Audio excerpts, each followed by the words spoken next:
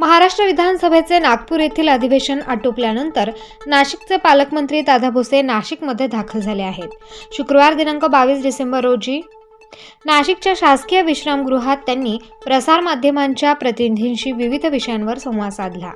अयोध्या येथील राम मंदिर कार्यक्रमाचे निमंत्रण, भद्रकाली पोलीस ठाण्याच्या हद्दीतील विविध विषय, सलीम कुत्ता, उबाठा गटाचे शहर प्रमुख सुधाकर बडगुजर, शेतकरी नुकसान भरपाई, कुणबी आरक्षण, जरांगे पाटील यांच्या विषयावर पत्रकारांनी विचारलेल्या प्रश्नांना उत्तरे दिली। बरेच दिवसांनी बैठकांचा धडाका देखील आहे। आज नेमकं काय महत्त्वाचं आहे? आपण बघितलं असेल की भारताचे लोकप्रिय प्रधानमंत्री आदरणीय नरेंद्र मोदी साहेबांच्या संकल्पनेतून गेल्या अनेक वर्षांच्यापासून PM किसान दर 4 महिन्याला 2,000 रुपये, वर्षाला 6,000 रुपये शेतकऱ्यांच्या खात्यावर वर्ग केले जातात। त्याच धर्तीवर नमो शेतकरी सन्मान योजना महाराष्ट्र राज्याच्या वतीने PM किसानच्याच धर्तीवर वर्षाला 6,000 रुपये वर्ग करण्याची प्रक्रिया मागच्या महिन्याच्यापासून सुरू झालेली आहे आणि म्हणून केंद्राचे 6,000 रुपये आणि राज्याचे 6,000 रुपये असे 12,000 रुपये शेतकऱ्यांच्या खात्यावर वर्ग केले जातील। नाशिक जिल्ह्यातले शेतकरी या योजनेच्यापासून वंचित राहू नये आणि म्हणून त्याचा आढावा आज आपण संपन्न करतो आहोत। त्याच्यासोबतच पीक विमा पात्र लाभार्थी शेतकरी बांधव या पीक विम्याच्यापासून पण वंचित राहू नये याचाही आढावा आपण त्या ठिकाणी घेतो आहोत। काल नितेश राणे नाशिकमध्ये होते, त्यांचा रिलेटेड आता मूळ विषय आहे की त्या आरोपीच्या सोबत उबाठा गटाचं महानगर प्रमुख थिरकतो आहे, डान्स करतो आहे। आता तो कधी केला, तेव्हा तो आरोपी कसा काय आलेला, आता हा पोलीस प्रशासनाच्या तपासाचा विषय आहे। त्या तपासामध्ये या गोष्टी पुढे येतील। आपल्या नजरेत जर तो आतंकवादी किंवा त्या रेट असेल अशा लोकांना पॅरोल दिला कसा जातो हा एक महत्त्वाचा नाही, माझ्या नजरेतनं बोलण्याच्या पेक्षा मी आपल्याला जी माहिती दिली की 1993 मध्ये बॉम्बस्फोट, त्याच्यात इतक्या लोकांचं दुःखद निधन, इतके जखमी, त्याच्यातला प्रमुख आरोपी, त्याला माननीय न्यायालयाने ठोठावलेली शिक्षा, हे रेकॉर्डवर आहे ना। हे आत्ताची काल परवाची गोष्ट आहे का? आणि त्या जन्मठेपेची शिक्षा भोगणारा आरोपी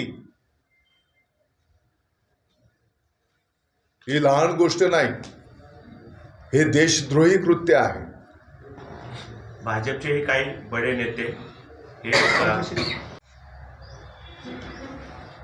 मनोज जरांगे पाटील साहेबांची मूळ जी मागणी होती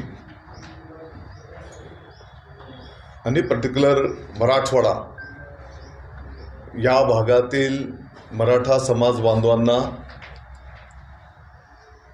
कुणबी म्हणजेच पर्यायाने OBC दाखले मिळाले पाहिजे। मला वाटतं की माननीय मुख्यमंत्री महोदय एकनाथजी शिंदे साहेब, उपमुख्यमंत्री महोदय देवेंद्रजी फडणवीस साहेब, अजितदादा पवार साहेब आणि कॅबिनेटने सर्वांनी निर्णय केला। या संदर्भामध्ये माननीय निवृत्त जस्टिस शिंदे साहेबांच्या नेतृत्वाखाली समिती गठीत करण्यात आली आणि आपण बघितलं असेल की या समितीने अतिशय कष्टपूर्वक प्रशासनाच्या जुन्या अनेक नोंदींचा शोध घेऊन, म्हणजे जो काही 1967चा नियम कायदा आहे त्यापूर्वीचं जे रेकॉर्ड आहे त्या रेकॉर्डचा शोध त्यांनी घेतला आणि त्या माध्यमातून अनेक नोंदी, अनेक पुरावे कुणबीच्या संदर्भात त्या ठिकाणी मिळून आलेले आहेत। आणि या समितीने पाटील साहेबांच्या मागणीनुसार संपूर्ण राज्यभर पण या नोंदी शोध मोहीम संपन्न करण्यात आलेली आहे। आणि त्या माध्यमातून अनेक मराठा समाज बांधवांना कुणबीचं प्रमाणपत्र त्या ठिकाणी मिळण्यामध्ये सुरुवात पण झालेली आहे. आता शेवटी जी काही कार्यवाही करायची आहे ती आपल्या नियम कायद्याच्याही चौकटीत बसली पाहिजे. उद्याच्याला ते कोर्टात पण टिकलं पाहिजे. आणि म्हणून आता सरसकटचा जो विषय आहे तर मला वाटतं की या संदर्भामध्ये पण समांतर कार्य सुरू आहे. मराठा समाजाच्याही अनेक कुटुंब अशी आहेत की ज्यांना आर्थिक गंभीर परिस्थिती आहे, मग शैक्षणिक असेल, सामाजिक असेल, त्यांचं मागासले पण आपल्याला माननीय सर्वोच्च न्यायालयामध्ये सिद्ध करावं लागणार आहे. आणि म्हणून याही संदर्भामध्ये एक टास्क फोर्स नेमून त्या ठिकाणी तेही कार्य प्रगतीपथावर आहे.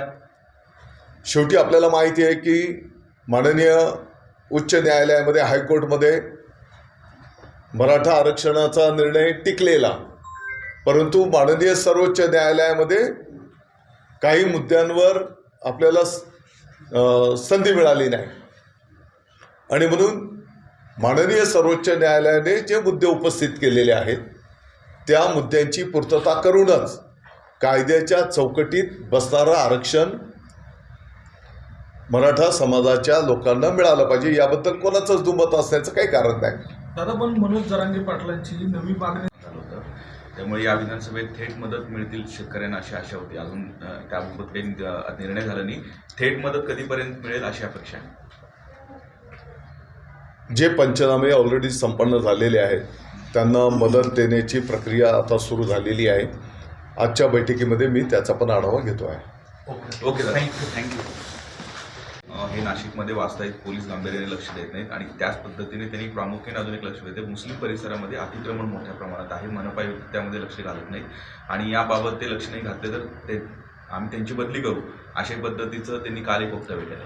नाही, मला वाटतं की जिथपर्यंत अतिक्रमणचा विषय आहे ऑलरेडी कायदे या संदर्भातले अस्तित्वात आहेत. अतिक्रमण कुठलंही असू दे आणि नाशिकच काय म्हणजे संपूर्ण राज्यात त्या ठिकाणी कायद्याच्या चौकटीप्रमाणे कारवाई केली जाते. नाशिकमध्येही असे कुठे जर बाब असतील तर त्याचं नोंद त्यांना घ्यायला सांगूया आपण. आणखीन एक भोंगे संदर्भात त्यांनी वक्तव्य केले. अजूनही अनधिकृत भोंगे वाजत आहेत. पोलीस लक्षात जे नियम कायदे असतील त्याप्रमाणे कार्यवाही करण्याची सूचना केली जाईल. मनोज जरांगे पाटील जे आहेत ते अजूनही आंदोलनावर ठाम आहेत. पत्र द्यावं अशी नवीन मागणी त्यांची आहे. ही मागणी योग्य वाटते का? आत्ताच्या घडीला आपला जो काही कायदा नियम आहे तो त्या व्यक्तीच्या म्हणजे पुरुष मग त्या कुटुंबामध्ये जन्माला आलेल्या त्या व्यक्तीच्या अनुषंगाने हे प्रमाणपत्र दिलं जाते. म्हणजे हे कुणबीपुरतंच नाही, म्हणजे इतरही समाजांच्यासाठी. आता हा नियमच आहे, कायदाच आहे. आणि म्हणून मला असं वाटतं की आता जेवढ्या नोंदी उपलब्ध झालेल्या आहेत त्याही माध्यमातून अनेक वंशावळ जी निर्माण होणार आहे, म्हणजे प्रमुखाला मिळालं तर त्याच्यात ब्लड रिलेशनमधले जेवढे आहेत तेवढ्या सगळ्यांना 1967च्या कायद्यानुसारच त्यांना कुणबी प्रमाणपत्र मिळणार आहे. दादा, आणखीन एक आपण लढवणार आहोत. तो त्यांनी संपूर्ण देशात लढवायला पाहिजे. दादा, आपण काही पोलीस आयुक्तांची राऊत असं पण म्हणते आज की उद्धव ठाकरेंना अयोध्येचं निमंत्रण नाहीये. बाळासाहेब असते तर त्यांना देखील यांनी निमंत्रण दिलं नसतं, कारण यांना श्रेय घ्यायचं अयोध्येचं. मला असं वाटतं की सकाळी आपण चांगलं काही बोललं पाहिजे, चांगले नावं घेतली पाहिजे. नितेश राणेंनी आमदार सभागृहात दुकानांबद्दल, नाशिकच्या कायदा सुव्यवस्थेबद्दल प्रश्न उपस्थित केले. त्या संदर्भात काही आपण पोलीस आयुक्तांना काही सूचना देणार आहेत का? काही जे हॉटेल्स असतात ते रात्रभर सुरू असतात असा त्यांनी सभागृहात उल्लेख केला होता. मी त्याचं माहिती घेईन, परंतु जे काही अस्तित्वातले नियम आहेत आपले, त्या नियमांचं पालन झालं पाहिजे. नाशिक शहर असेल, आपला नाशिक जिल्हा असेल, यामध्ये सुरक्षितता याला आपण सगळ्यांनी प्राधान्य दिलेलं आहे आणि म्हणून शांततेला गालबोट लागणार नाही आणि प्रत्येकाला सुरक्षित वाटलं पाहिजे या दृष्टिकोनातून पोलीस प्रशासनाच्या वतीने कार्य केलं. दादा, पण राम मंदिरासाठी देशभरात निमंत्रण दिलं जात आहे. एकटं उद्धव ठाकरे म्हणा किंवा संजय राऊत यांना निमंत्रण देण्याबाबत अद्याप शंका कुशंका आहे, तर हे योग्य वाटतं का? मला वाटतं की या संदर्भातले मला काही माहिती नाही. काँग्रेसला निमंत्रण आता म्हणजे निमंत्रण देणारी जी काही यंत्रणा असेल, त्यांनी जे काही कोणाला निमंत्रण द्यायचं, काय निकषांवर निमंत्रण द्यायचं, हा सर्वस्वी त्यांचा अधिकार आहे. कांद्याची निर्यात बंदी संदर्भात काही निर्णय झाला का? मला वाटतं की या संदर्भामध्ये केंद्राशी आपल्या राज्याचे वरिष्ठ नेते संवाद साधणार आहेत. कदाचित अधिवेशन काळामध्ये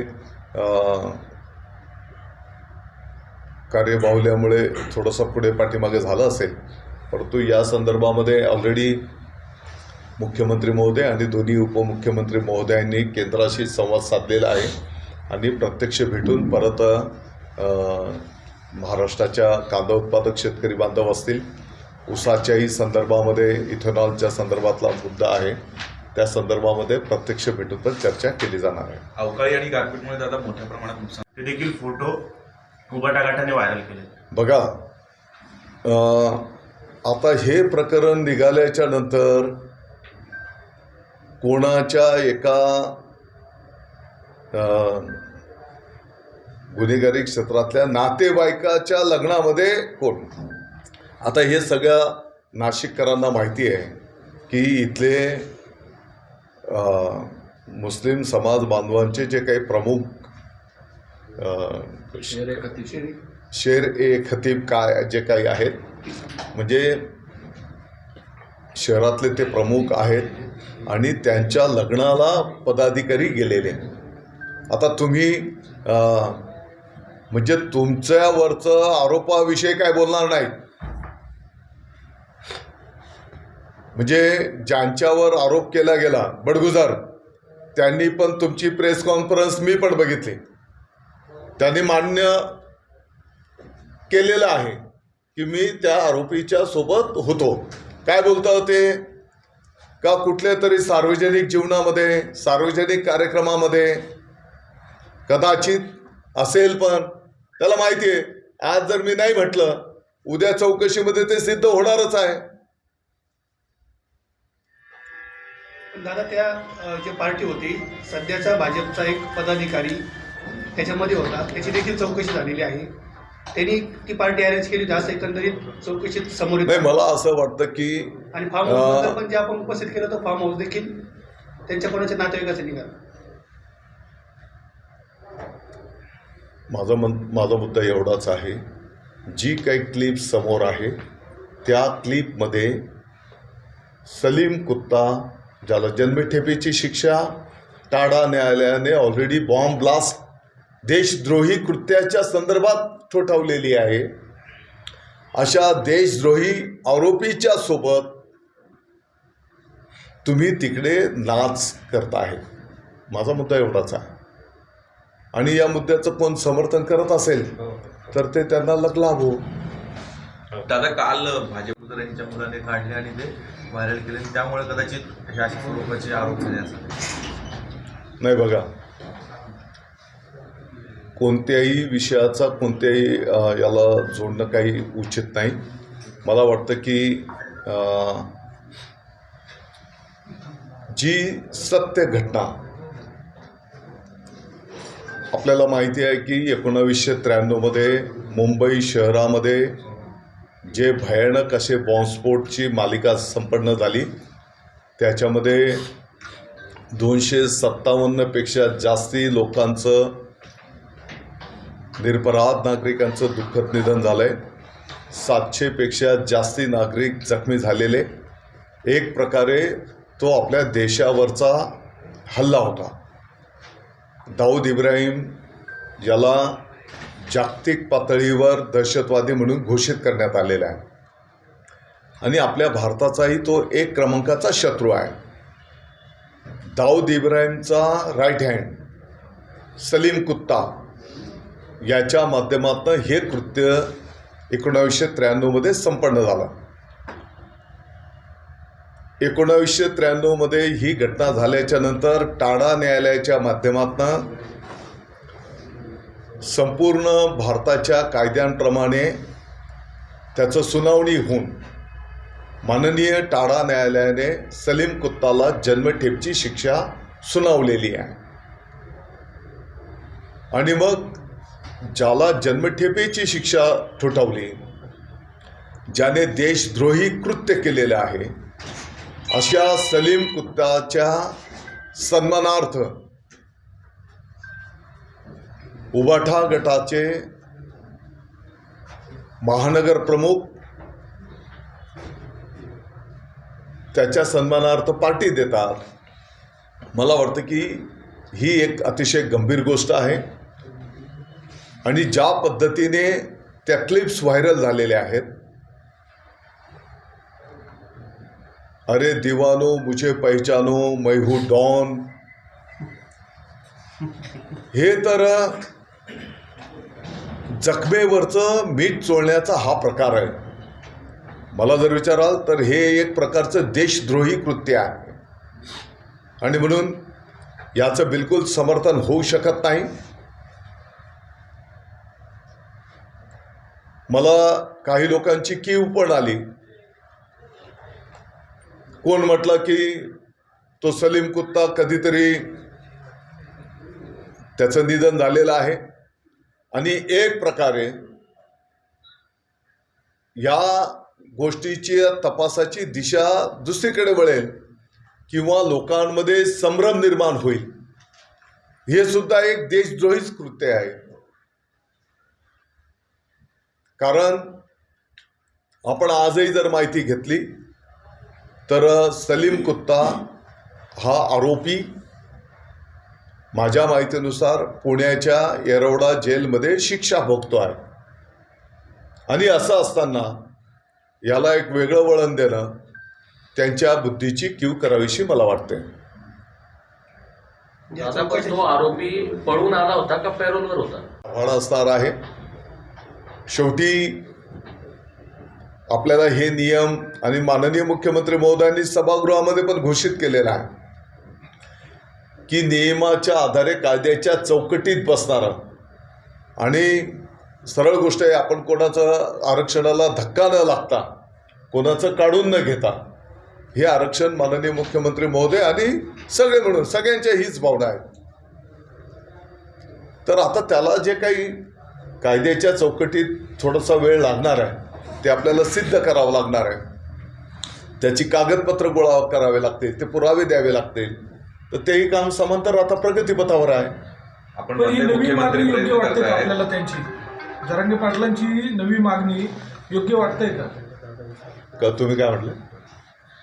आपण म्हणते मुख्यमंत्री प्रयत्न करतायत आणि आमच्या पातळीवर सुद्धा प्रयत्न चालू आहे, पण ते आपल्या आंदोलनावरती ठाम आहेत. 24 तारखेला जे आंदोलन आम्ही करू त्या आंदोलनावरती ते ठामच आहे. आपण काय आव्हान कराल त्यांना? नाही, म्हणूनच मी माननीय जरांगे पाटील साहेबांना विनंती आवाहन करतो की शेवटी तुम्हाला जे अपेक्षित आहे त्या दिशेनेच सरकार पण काम करत आहे की महाराष्ट्राच्या तमाम गोरगरीब अनेक मराठा समाजाचे पण लोक आहेत की त्यांची प्रगती साध्य झाली पाहिजे, त्यांनाही न्याय मिळाला पाहिजे. परंतु हे सगळं करीत असताना आपल्याला कायद्याच्या नियमाच्या चौकटीत करावं लागणार आहे की उद्या त्याला गालबोट लागू नये. आणि म्हणून आपण या सर्व प्रक्रियेमध्ये थोडासा वेळ द्यावा असं मी त्यांना विनंती आवाहन करेन. संजय राऊत म्हणतायत की मी ज्या 23 जागा आहेत शिवसेना त्या लढवणारच, त्यावर काय? संजय राऊत म्हणतायत की ज्या शिवसेनेच्या प्रतिनिधी मोहसिन पठाण, स्टार न्यूज, नाशिक.